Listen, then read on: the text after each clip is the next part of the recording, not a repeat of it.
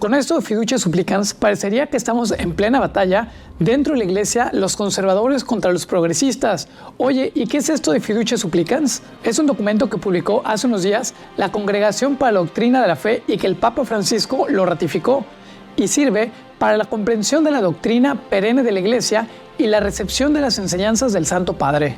Y como lo digo antes, muchos conservadores sienten que han perdido una batalla, mientras que los progresistas sienten que han ganado esa batalla. Esa es una visión reducida, o por no decir miserable, que muchas personas vean el magisterio de la iglesia en clave ideológica y como en un partido político donde hay quien gana y quien pierde. Y no es así, te lo explico. Ya lo he comentado en otros videos que lo más importante y valioso que tenemos nosotros los católicos son los evangelios, y yo te invitaría a que vuelvas a los evangelios y cuentes el número de veces que Jesús habla sobre el tema moral o sobre el tema de política, y en realidad son muy pocas. En verdad, esto a mí me dice mucho sobre los católicos en qué estamos luchando. Muchos de ustedes me han dicho, oye, número de barrio, es que es muy fácil de malinterpretar este documento. Y es verdad. Algunos dicen que los progresistas los van a utilizar para su propio beneficio y que al final van a terminar haciendo lo que siempre han hecho: equiparar la pareja homosexual con una pareja heterosexual y terminar llamándole matrimonio a esa unión. Y no estoy de acuerdo con eso, porque ese documento es muy claro, es muy transparente desde la primera fase y no da lugar a malinterpretaciones, da lugar a desobediencias, pero eso siempre ha pasado y siempre ha sucedido cuando la iglesia da alguna indicación sobre algo. Si tú lees este documento con atención, podrás llegar a la conclusión de que no existe lugar a la equivocación. No es un documento ambiguo y la doctrina sobre el matrimonio no ha cambiado. Esto se afirma muchas veces. Es verdad que el documento ha levantado polvo, ha creado mucha controversia y que ha sido malinterpretado por muchas personas, especialmente por los medios de comunicación. Todo esto es muy cierto, así que vayamos con algunas ideas.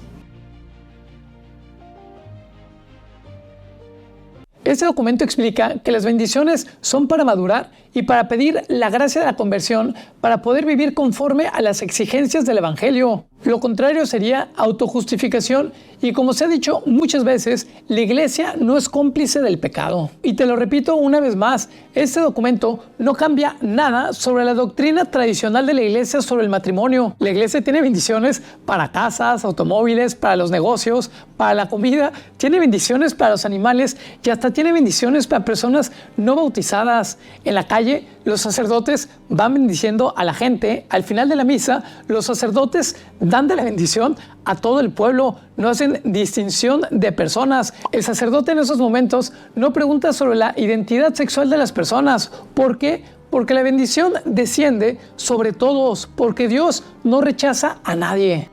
Ahora, que si la iglesia tiene bendiciones hasta animales, objetos, comida, ¿por qué no habría de permitirse la iglesia dar una bendición invocando al Espíritu Santo para que los mueva al camino del bien?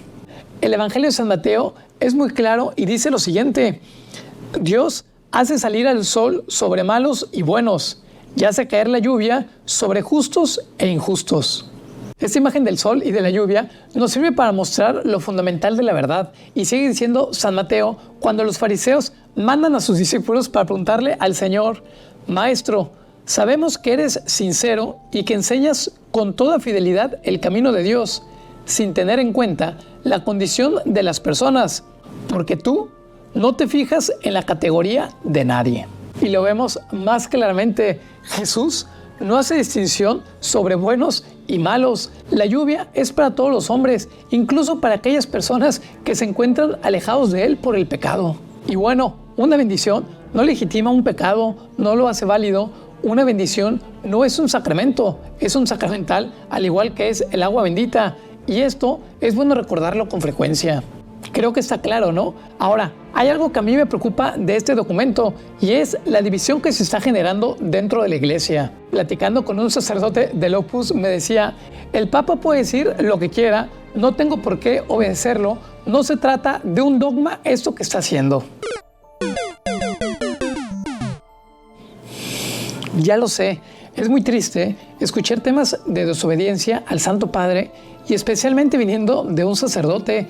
Además, si este sacerdote se reservara la bendición a quien él cree que lo merece o quien no lo merece, sería muy triste. Además, hay que recordar que dignos no somos ninguno de nosotros. Pero vamos a dar un paso más.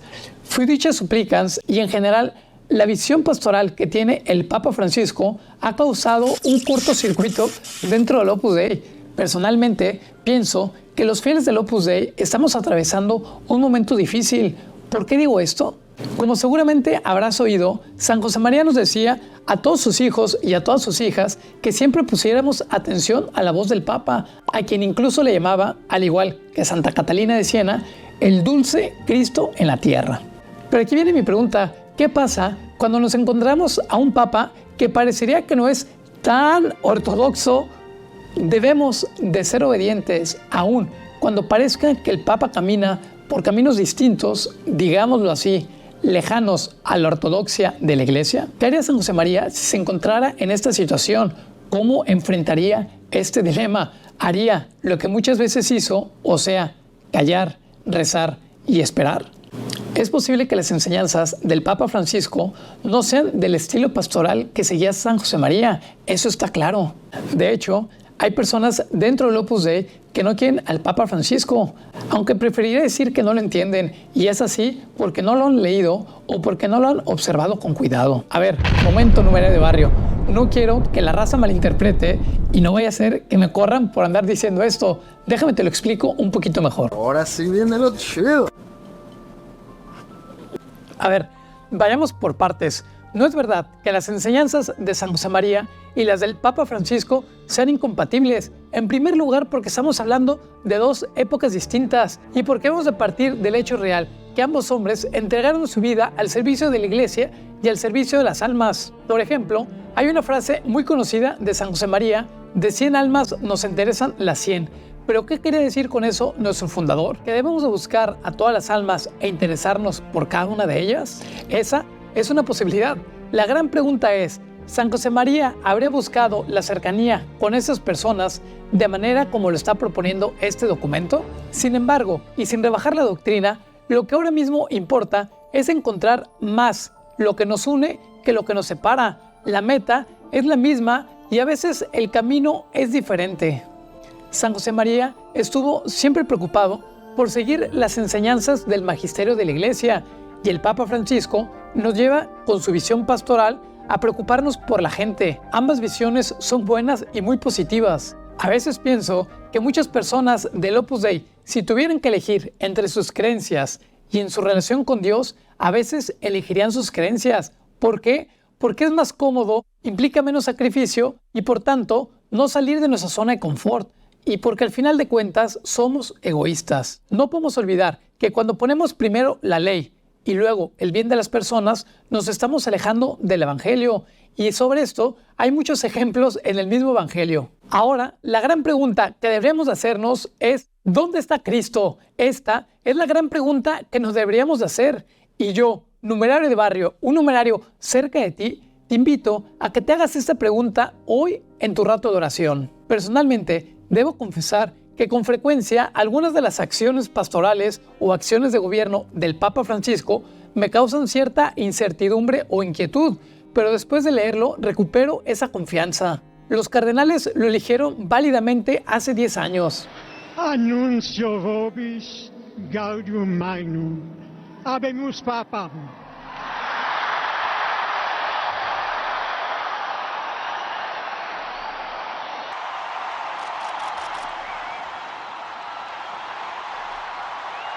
Personalmente, me quedo con todo lo que he recibido en mis años de formación dentro del Opus Dei, y todo esto lo pongo junto con lo que el Papa Francisco me ha enseñado. De esta manera tengo lo mejor de dos mundos, un firme amor por la Iglesia y su magisterio, como nos enseñó San José María, y confianza en el sucesor de Pedro. La lectura de Fiducia Supplicans me ha ayudado a cambiar un poco el chip y a ser más cercano a las personas. Quizá tal vez en la obra hemos sido por un tiempo algo rígidos, y el magisterio del Papa Francisco es una invitación a permanecer fieles a la doctrina de la Iglesia, pero a interesarnos por las personas, por todo tipo de personas. Sin duda, son tiempos muy difíciles para todos, y en el horizonte hay cambios importantes para el Opus Dei. Pienso que lo importante es confiar en el Papa Francisco, que está buscando lo mejor para todos. Está buscando lo mejor para la Iglesia, está buscando lo mejor para el Opus Dei, y está buscando lo mejor para el pueblo de Dios.